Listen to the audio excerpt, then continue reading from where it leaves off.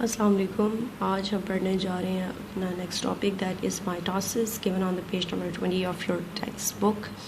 تو مائٹوسس کیا ہے؟ مائٹوسس بیسکلی سیل ڈویژن کا ایک طریقہ ہے، ایک ایسا طریقہ جس کے ذریعے سے سیل ڈیوائڈ ہوتے ہیں، اور جب مائٹوسس کے تھرو سیل ڈیوائڈ ہوتے ہیں دے میک ایگزیکٹ کاپیز، بالکل سیم ویسے ہی سیل، دونوں سیل ایک جیسے ہوں گے. اور جب مائٹوسس کے ذریعے سے ایک سیل دو سیلز میں ڈیوائڈ ہوتا ہے تو وہ جو دونوں ڈاٹر سیلز ہوتے ہیں ان میں کروموسومز ایکول اماؤنٹ میں پریزنٹ ہوتے ہیں. جیسے کہ اگر ایک آپ کا پیرنٹ سیل ہے اور اس میں 16 کروموسومز ہیں اور وہ ڈیوائڈ ہو رہا ہے تو وہ جو دو ڈاٹر سیلز بنا رہے ہیں ان دونوں میں 16 کروموسومز ہی ہوں گے. اگر ہیومن کی بات کریں کہ اگر ہیومن پیرنٹ سیل 46 کروموسوم کے ساتھ ہے تو جب وہ مائٹوسس کے ذریعے سے ڈیوائڈ ہوگا تو جو دو سیلز بنیں گے ان دونوں میں 46 کروموسومز ہی ہوں گے. Now how does this mitosis happen? So mitosis has three phases basically. These are interphase, karyokinesis and cytokinesis. Interphase آپ پچھلے لیکچر میں دیکھ چکے ہیں کہ یہ کیا ہے. یہ پری مائٹوٹک فیز ہے اور یہ اس کو basically it's a preparation phase. اس میں جو نیوکلس ہے آپ کا وہ پریپیئر ہوتا ہے فار دا ڈویژن. یہ آپ کی انٹرفیس دکھائی گئی ہے یہاں پر.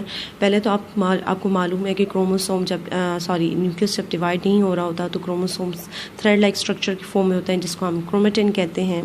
جب آپ کی انٹرفیس سٹارٹ ہوتی ہے تو یہ جو کرومیٹن ہے it's condensed into chromosomes. Chromosome کی شیپ آ جائے گی and after that duplication of chromosomes happen. Duplication means chromosome make their copies, اپنے آپ کو ڈبل کر لیں گے.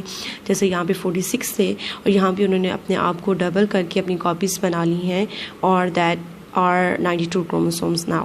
دو سیٹ بن گئے ہیں 46 کے. اور یہاں پہ آپ دیکھ سکتے ہیں کہ there are ruptures in the nuclear envelope. Nuclear envelope آہستہ آہستہ آپ کا بریک آؤٹ ہونا شروع ہو جائے گا اور پھر اس کے بعد آپ کی سٹارٹ ہو جائے گی انٹرفیس کے بعد کیریوکینیسس. کیریوکینیسس از دا سیکنڈ فیز اور that means the division of nucleus. اب آپ کا نیوکلیس ڈیوائڈ ہو، نیوکلیئر انویلپ جو ہے وہ ڈسپیئر ہو گیا ہے اور یہاں پہ اب آپ کی سٹارٹ ہو گئی ہیں نیوکلیئر ڈویژن میں. کروموسومز اپنے آپ کو یہ اسپنڈل فائبر پر اسمبل کر لیا. یہ آپ کا اسپنڈل فائبر ہے، آپریٹس ہے.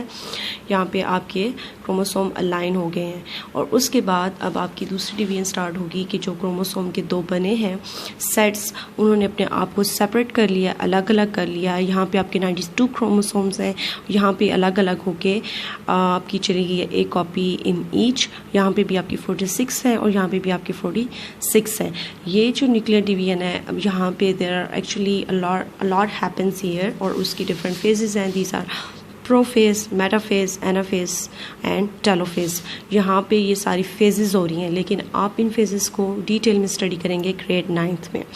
اور یہاں پہ کیریوکینیسس نیوکلیئر ڈویژن ہونے کے بعد آپ کے کروموسوم الگ ہو گئے ہیں. ادھر آپ کے 46 اور ادھر بھی آپ کے 46. اس کے بعد اب کیا ہوگا کہ آپ کے جو سائٹوپلازم ہے، آپ کی سیل میمبرین ہے اور سیل وال جو ہے وہ ایک گروف بنا لے گی اندر کی طرف اور آہستہ آہستہ پش کرنا شروع کر دے گی اپنی وال کو ان سائڈ تاکہ وہ اس الگ ہو سکے. بریکیج ہو جائے گا. یہاں پہ نیوکلیئر انویلپ ڈیولپ ہو چکا ہے اور یہاں پہ جب آپ کا سائٹوپلازم بریک ہوگا یہاں پہ آپ دیکھ سکتے ہیں دیر آر 2 ڈاٹر سیلز اور دونوں ڈاٹر سیلز میں آپ کے ایکول کروموسومز ہیں. یہاں پہ 46 ہوئے تھے، یہاں پہ ڈبل ہوئے ہیں. یہاں پہ 92 کے بعد یہاں پہ ان کی کاپیز بن کے وہ اب الگ ہو چکے ہیں اور یہاں پہ بھی یہ ڈاٹر سیلز بھی 46 کروموسوم کے ساتھ ہے اور یہ ڈاٹر سیلز بھی آپ کا 46 کروموسوم کے ساتھ ہے.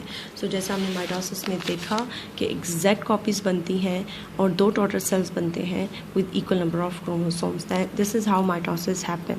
اب جب آپ دیکھتے ہیں کہ اب آپ کو کوئی اسکیب ہوتا ہے، برن ہوتی ہے تو تب بھی اب جب آپ اور کچھ عرصے کے بعد وہ کور ہو جاتی ہے تو وہ کیسے ہوتی ہے؟ وہ مائٹوسس کے تھرو ہمارے سیلز ڈیوائڈ ہوتے ہیں اور اس سے ہمارا اسکیب جو ہے وہ کور ہو